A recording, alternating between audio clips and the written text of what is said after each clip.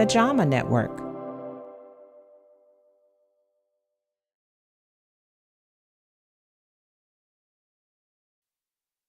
Barry Kahn was married to his wife Sandy for 34 years when she passed away from cancer. She fought for 16 years. She had cancer for 16 years.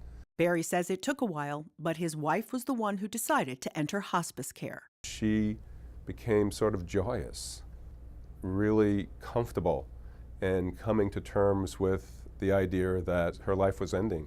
It's a welcome relief from the kind of care that you get in the hospital. Dr. Ziad Obermeyer is an emergency medicine physician. He often treats patients with cancer who are at the end of their life, many times using invasive procedures such as breathing tubes and catheters inserted through the neck. When we were putting in these lines and tubes and drains, it didn't seem like anyone was paying attention to the whole patient. What's important, what kind of values, and what kind of death that patient wanted to have. So Dr. Obermeyer from Brigham and Women's Hospital and his co-authors looked at Medicare patients diagnosed with poor prognosis cancers in the last year of their life. They compared those who enrolled in hospice to those who did not and looked at the different kinds of care they received. The people who didn't choose hospice had a very different pattern of care. They cycled in and out of hospitals and ICUs. They got a lot more procedures.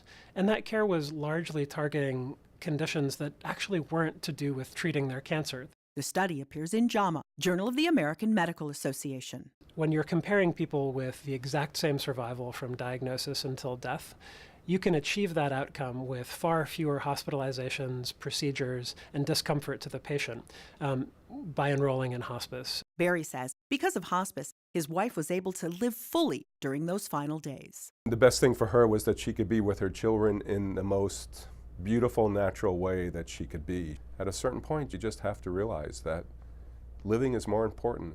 Catherine Dolf, the JAMA Report.